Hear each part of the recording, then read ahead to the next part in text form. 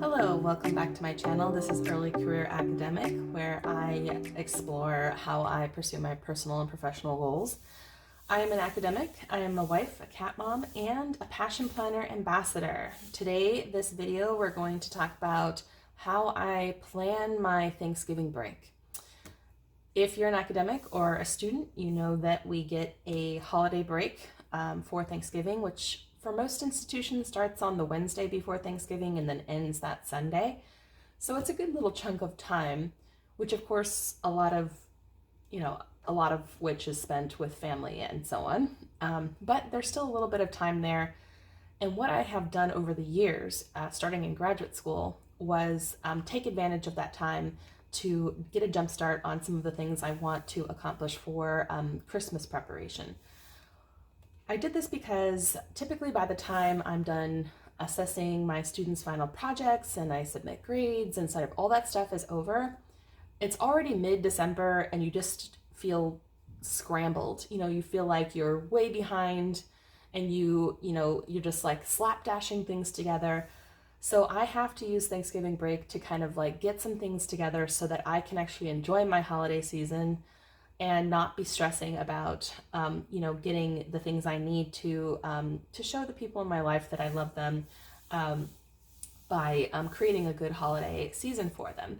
So that's what I learned in graduate school, to kind of take advantage of some of that downtime that we have, where like no one is doing anything, no one's expecting anything of you because it is a holiday, to kind of get some things together, just so that by the time the semester ends, I am not scrambling, I'm not rushing, I can enjoy slowly moving toward Christmas because all the other stuff has been taken care of. So what I'm going to do is I'm going to create my list for this year. This is my Thanksgiving.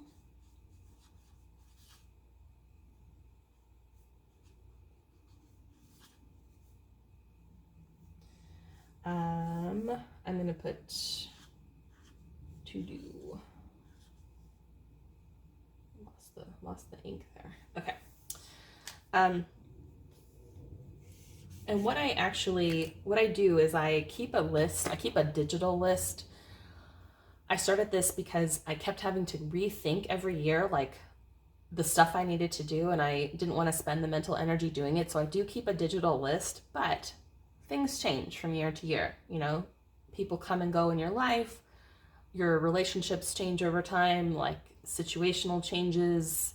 The amount of time and money you have might change, right? There's various things that happen. So I don't actually go by that digital list exclusively. I like to actually write down, I like to look at the digital list and say, like, what am I actually going to do on this? Like, what needs to change from last year, and so on and so forth. And then I do jot it down here so that I have a handy reference and I don't have to bring up that file on my computer every time. And if anything does change, like permanently, I do update the digital file to reflect that. So let's talk about what I do, and maybe, the purpose of this, of course, is to show you how I use the Thanksgiving break to jumpstart Christmas and get some things together, but also maybe it will inspire you to think of things that you want to do for your holiday season. I just know that if I do this list, that the whole season for me is so much more enjoyable. And it's not about like creating the perfect Christmas or overdoing it, but just doing what I want to do for other people and for myself to really enjoy the holiday season. So during the Thanksgiving break, I do a couple of things. I like to send out baked goods to extended family instead of trying to decide like what gifts to give them. I just like to pick a baked good and then package it up and ship it out using the USPS flat rate boxes, more or less. Okay, so I do need to choose my baked treat, and I can actually kind of check this off because I've decided that I'm going to make these fried cookies that my grandpa just loves. I figured since he loves them so much, he may not be around with us for another Christmas. I might as well, that is so crooked. I might as well go ahead and make him his favorite cookies, and while I'm at it, make it for everybody else. They actually ship really well. You wouldn't think that a fried cookie would ship well, but it totally does. It totally tastes fine on the other end. And so I think that's what I'm going to do is I'm going to choose that. So this actually doesn't require a whole lot more. Sometimes the treats do, like then all of a sudden I have to think about special ingredients I need or what have you. This is just literally flour, egg, salt, oil, and that's it pretty much. So that doesn't require a whole lot of extra steps. I do, however, need to get the boxes for mailing the treats. So what I do is this weekend, which is the weekend of the weekend of November 20th, I'm actually going to the post office to get Christmas stamps. These are like really the only special stamps that I buy, but I just like them and I need the boxes anyway. So it's kind of one of those things where like, I'm already there to get the boxes. Why don't I just pick up cool stamps while I'm at it? And I'm also mailing a box to my grandpa this weekend. So it all just fits, in terms of that. So I need the stamps, I need the boxes to mail them. And then I do keep note of how many and what kind of boxes I need. This is the only thing that I would write that down here, except I'm thinking this might actually change. I apologize, you can hear my cat's electronic feeder machine in the background. Because I might actually, for the boxes which will have many different treats in them, I'm just going to go with the large flat rate probably. But for the smaller ones, that's always the puzzle, because sometimes I'm just sending a single thing of cookies to a friend or a family friend, and no container that I found fits in those stupid small flat rate boxes. I'm not sure what USPS thinks I'm sending in those. A book, I guess, but then you could just send it by media mail. I don't know. So I just think the cost, like for how much space is in that box and how little weight there will be, especially with this kind of treat, is just dumb. So I'd like to just use a normal, disposable plastic container that I ship the cookies in, and then have a box that fits around it, and then just, calculate the shipping and print my labels like I always do. I just don't know if USPS sells regular cardboard boxes that are the right size and shape for like the treat boxes. So that's my thing to figure out when I go to the post office later, and maybe they don't have what I need and I have to go to Home Depot or something, but we'll just figure it out. So that's to be determined. I love amaryllis flowers, and what I have learned over the years is I need to plant the amaryllis bulb early. If I want to enjoy it in December, which is what I want, I need to plant the bulb this month. So that is always on the list. And actually we did this last weekend, so I can check that off. But just in case you're interested in amaryllis flowers, you need to plant the bulb early because it takes a while for them to develop. So that is planted. And then, the other thing I need from the post office is, just in addition to the boxes, I need an envelope, because I mail, my friend who lives in Germany has a little boy, and I mail him some presents. And what I can say is, like, mailing stuff internationally is hella expensive if you go the box route. But if you go the envelope route, you're really gonna only pay like maybe $30. And that's still a lot compared to what you pay to send a package domestically, but it's nowhere near as much as it is when you mail a box. So I get the envelope, and then I just buy him things that it's okay if they get squished a little. So I need to make sure I pick up that envelope, and they have like decorative ones. It's kind of cute, so I go ahead and do that. And I always stick in there too some treats for my friend too, like some chocolates or what have you, just for like a little fun. I also need to make sure, like, often I'm doing a lot of baking in the holidays, and so I do like need to double check my parchment paper supplies, because that is the worst thing when you are like in the middle of baking, because you also are mailing these things out and you run out of parchment paper or bubble wrap. It's just a nice reminder to myself, like, to make sure that I have that. I also want to pick up some what they call like butcher or craft paper, like a roll of it from Michael's, because I'm determined to switch my whole gift wrapping thing over this year to wrap every single present that I ever wrap is going to be wrapped in craft paper, and then I'm just going to add like tags or ribbons to fit the gift giving occasion. And I want to do that because craft paper is compostable or recyclable. And I don't have to worry if I have the right kind of wrapping paper ever for any given occasion. I can just wrap it. So that's what I'm going to do this year. And I just need to remind myself to pick up some of that. Let's see what else. I already ordered my Christmas cards. And actually, I will show you. Aren't they cute? Pretty cute.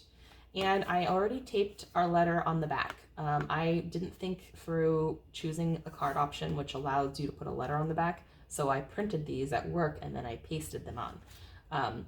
So that's all ready, but what I still need to do for this is I need to address the envelopes.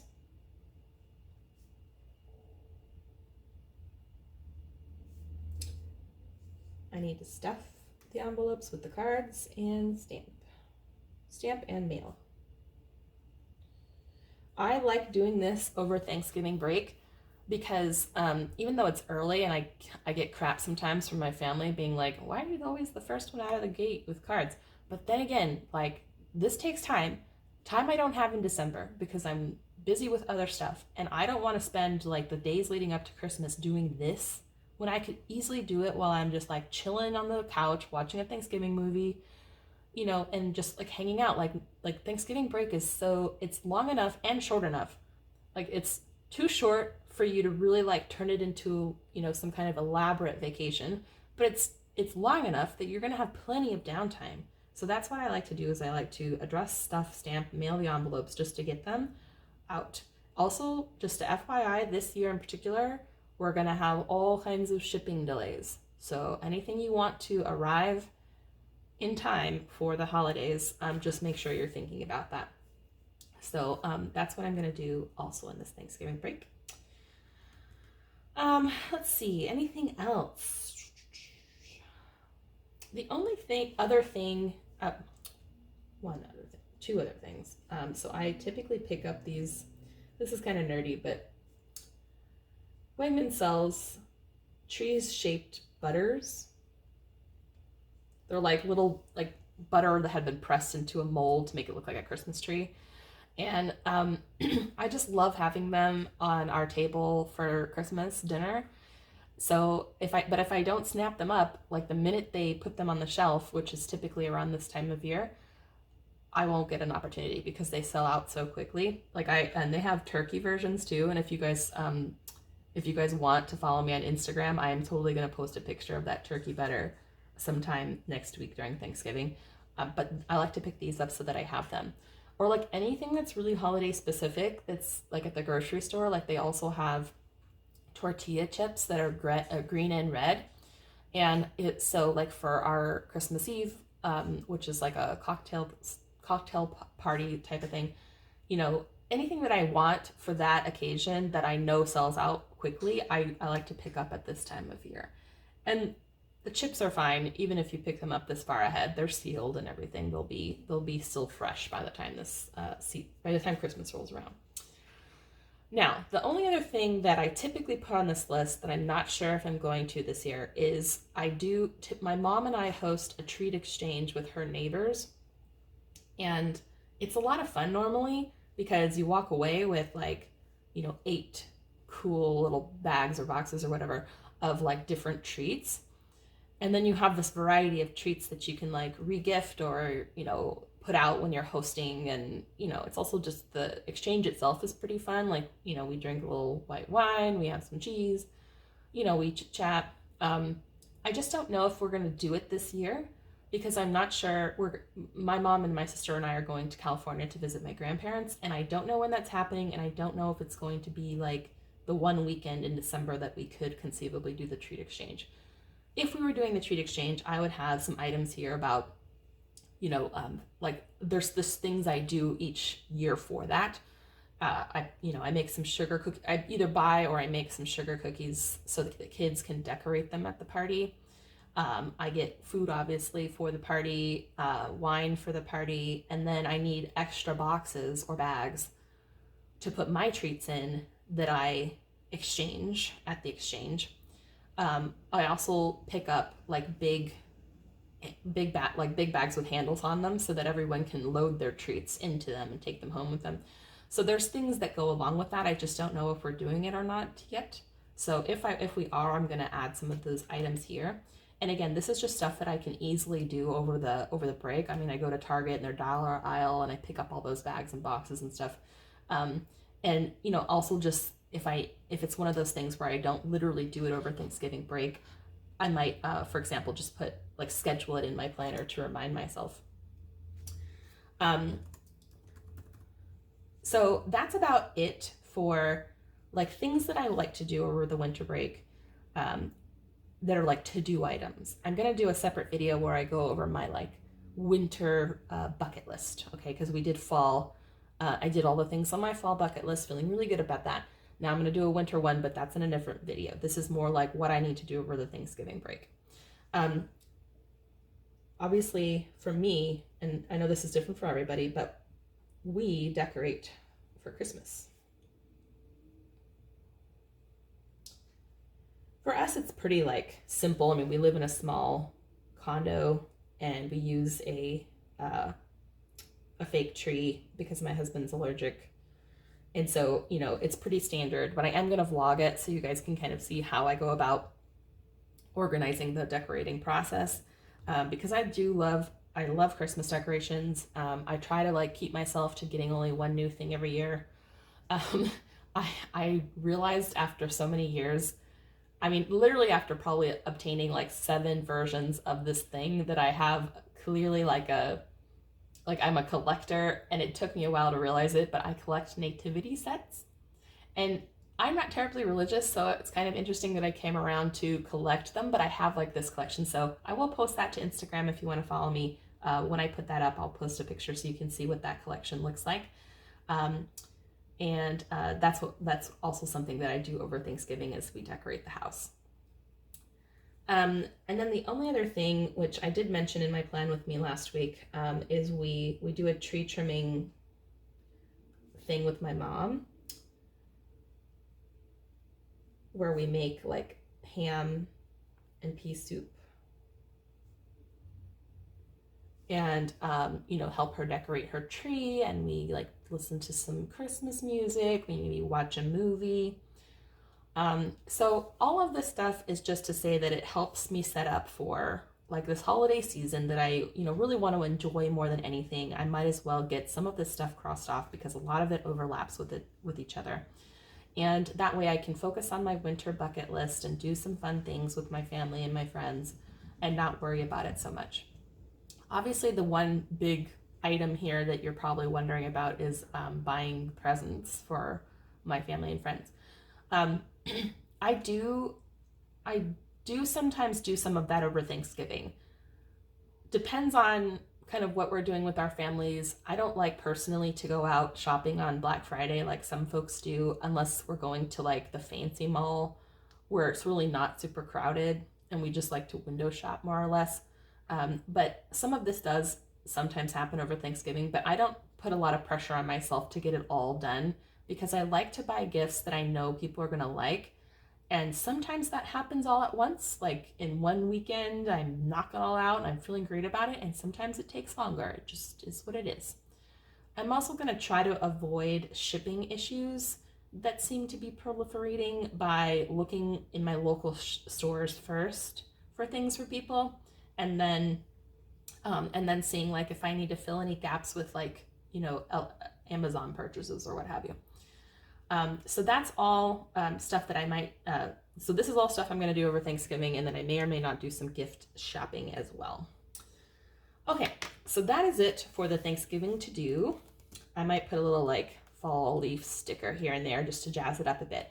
I'm leaving this space down here because what I'm going to do is probably put my winter break plan underneath my Thanksgiving break plan to kind of use up most of this page, because this is a medium-sized passion planner and it's like just too large to like, I didn't have as much stuff, you know, to take up a whole page. I mean, I guess I could have, but then it would look weird. So I'm going to leave this space for a future to-do list. Okay, Please let me know in the comments if you do anything to prep for Christmas or for the holidays you celebrate over Thanksgiving. If so, what do you do? Or, if you are an academic or a student, how do you use the Thanksgiving break? I mean, do you do actual work for like either grading or studying or writing or what have you? Or is it all about family and friends and fun and relaxing? I'd love to know what you do. Please leave a note in the comment. If you like this kind of thing, exploring, kind of how I go out planning these things, please give it a thumbs up. Subscribe if you haven't already. Thanks again for watching, and stay tuned because Vlogmas is right around the corner. Take care.